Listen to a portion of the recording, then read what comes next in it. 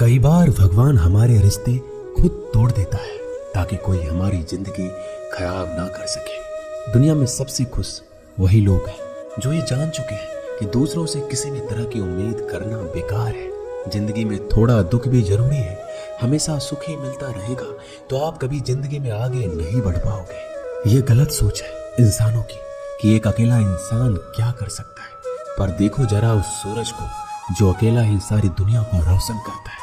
भाग्यशाली वो नहीं होते जिन्हें सब कुछ अच्छा मिलता है, बल्कि भाग्यशाली वो होते हैं जिन्हें कुछ भी मिलता है उसे वो अच्छा बना लेते हैं। गीता में लिखा है, जब इंसान की जरूरत बदल जाती है तब उसके बात करने का तरीका भी बदल जाता है। फायदा सबसे गिरी हुई चीज है, लोग उठाते ही रहते हैं। हारता वो है जो शिकायत बार बार करता है और जीतता वो है जो कोशिश 1000 बार करता है। जिस इंसान को हम बेहद प्यार करते हैं वही इंसान हमारा सबसे ज्यादा फायदा उठाता है, क्योंकि वो इंसान जानता है कि हमारी कमजोरी क्या है।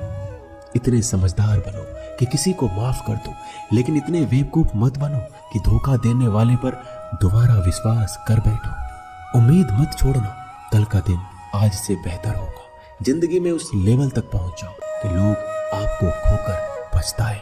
जीवन में कभी भी किसी से अपनी तुलना मत कीजिए। आप जैसे हो सर्वश्रेष्ठ हो, क्योंकि ईश्वर की हर एक रचना सर्वोत्तम होती है। खुद को किसी से कम समझना ईश्वर की रचना का अपमान है।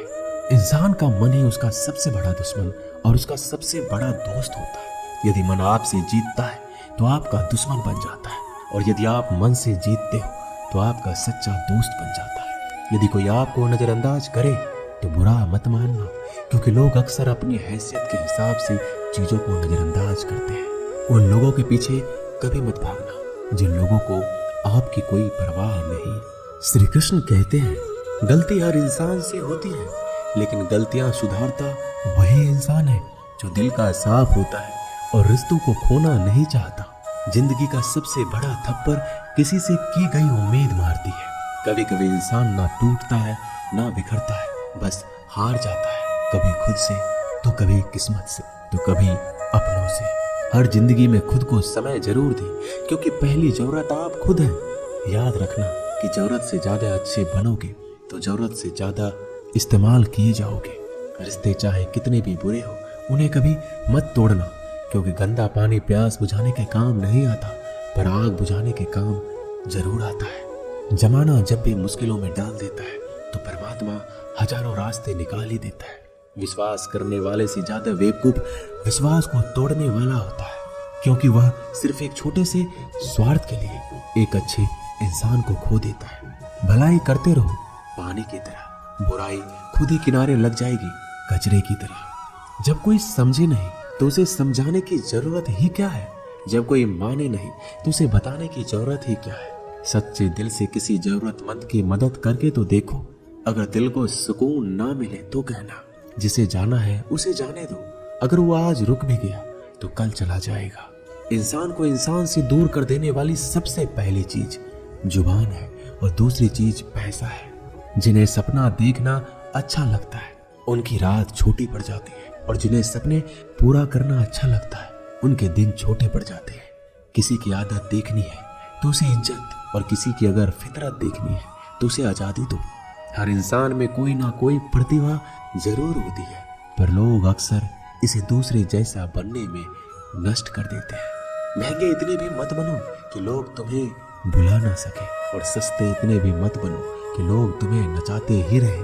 खामोशियां कभी बेजुबान नहीं होती। कुछ दर्द ऐसे होते हैं जो आवाज तक छीन लेते हैं।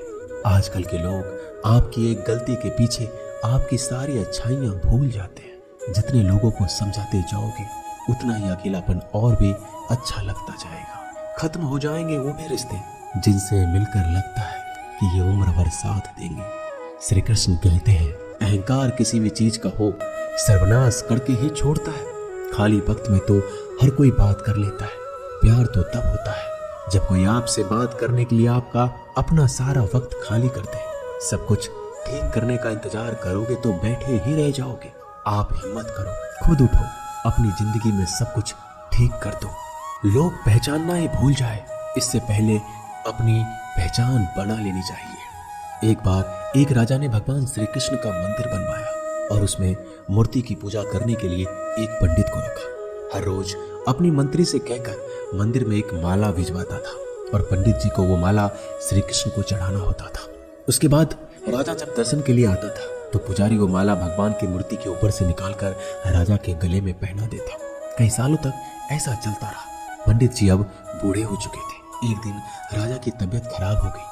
उसने अपने सेवक को कहा कि तुम जाकर पंडित जी को माला दे आओ और उनसे कहो कि आज मेरी तबीयत खराब है, मैं आज मंदिर नहीं आ सकता, तो प्रतीक्षा ना करें। फिर राजा का सेवक वो माला लेकर पुजारी के पास गया और पूरी बात बता दी। पुजारी जी ने वो माला मूर्ति को चढ़ाई और सोचने लगे, इतने सालों से ये परंपरा चली आ रही है, लेकिन मैंने कभी भगवान का माला उतार कर खुद नहीं पहनी। शायद आज भगवान की यही इच्छा है कि ये माला मैं पहनूं, इसलिए भगवान ने आज राजा को नहीं भेजा। इसलिए आज अच्छा मौका है, ये माला मैं निकाल कर खुद पहन लेता हूँ। फिर उस पंडित ने भगवान की मूर्ति से माला निकाल कर खुद पहन ली। इसी बीच राजा का सेवक दौड़ के पंडित के पास आया और पंडित जी को कहने लगा कि राजा जी को ठीक नहीं लग रहा है, उनकी तबीयत और बिगड़ गई है, इसलिए अब वो प्रभु के दर्शन करना चाहते हैं। वो आ रहे हैं, उनकी सवारी जल्दी अभी मंदिर में आएगी। उन्हें लगा कि ये परंपरा कहीं टूट ना जाए, इसलिए वो आज भी मंदिर में आ रहे हैं। जब पंडित जी को इस बात का पता चला तो उन्होंने फटाफट माला अपने गले से उतारी और जाकर फिर से भगवान की मूर्ति को चढ़ा दी। फिर कुछ देर बाद राजा वहां आए और रोज की तरह पंडित जी ने भगवान के ऊपर से माला निकाली और राजा को पहना दी। अब राजा ने उस माला को देखा तो उस माला में एक सफेद बाल नजर आया। राजा ये समझ गया कि ये बाल पंडित का है। राजा ने पुजारी से पूछा, क्या ये माला आपने पहनी थी? इसमें सफेद बाल कहां से आया? यह सुनकर पुजारी जी घबरा गए। उन्हें लगा अगर मैं सत्य बता दूं तो राजा मुझे दंड देंगे, इसलिए वह पुजारी ने कहा, यह बाल तो श्री कृष्ण का है। राजा को सुनकर बहुत ही गुस्सा आया। उसने कहा, तुम झूठ बोल रहे हो, भगवान के बाल सफेद कब से होने लगे? राजा ने कहा, मैं फिर कल आऊंगा और श्रृंगार के समय देखूंगा कि उनके बाल सफेद है या काले। अगर बाल काले निकले और सफेद नहीं निकले तो आपको कल ही मृत्यु दंड दिया जाएगा, क्योंकि आपने मुझसे झूठ बोला है। राजा ये कहकर वहां से चला गया। इधर पुजारी भगवान के चरणों में गिरकर रोने लगे कि हे प्रभु, मुझे माफ कर दीजिए, मैं लोभ में आ गया था, मुझे लगा मुझे ये माला पहन लेनी चाहिए, मुझे बचा लीजिए, नहीं तो कल राजा मुझे मार देगा। तो पुजारी पूरी रात भगवान के चरणों में गिरकर रोने लगा, विनती करने लगा कि प्रभु मुझे बचा लीजिए। अगली सुबह राजा मंदिर पहुंचा। राजा ने भगवान की मूर्ति के ऊपर से मुकुट निकाला और उनके बाल देखे। राजा चौंक गया क्योंकि भगवान की मूर्ति के ऊपर सफेद बाल थे। राजा ने सोचा, ये पुजारी की कोई चाल है, इसने मौत की सजा से बचने के लिए भगवान के बाल सफेद कर दिए हैं। राजा यह बाल असली या नकली, इसकी जांच करने के लिए बाल तोड़ने लगा। जैसे ही राजा ने कुछ बाल तोड़े तो मूर्ति में से खून की धारा बहने लगी। राजा भगवान के चरणों में गिर गए और क्षमा मांगने लगे और रोने लगे। कहा, मुझे माफ कर दीजिए। तभी मूर्ति से एक आवाज आई, राजा, तूने सिर्फ मुझे मूर्ति माना, इसलिए मैं तुम्हारे लिए सिर्फ एक मूर्ति हूँ। लेकिन पुजारी ने मूर्ति में साक्षात भगवान देखा, इसलिए मुझे मेरे भक्त की रक्षा करने के लिए मेरे बाल सफेद करने पड़े और खून की धारा बहानी पड़ी, ताकि मैं समझा पाऊं कि जहां भाव है वहां भगवान है। अगर आप वाकई में भगवान का स्मरण करते हैं, उन्हें देखना चाहते हैं, तो आपके अंदर सिर्फ भाव होना चाहिए। ये एक छोटी सी कहानी हमें शिक्षा देती है कि भगवान के आशीर्वाद के सिवाय कुछ भी संभव नहीं। अगर आप सच्चे दिल से भगवान को पुकारते हैं तो भगवान आपकी मदद के लिए जरूर आते हैं। जय श्री कृष्णा।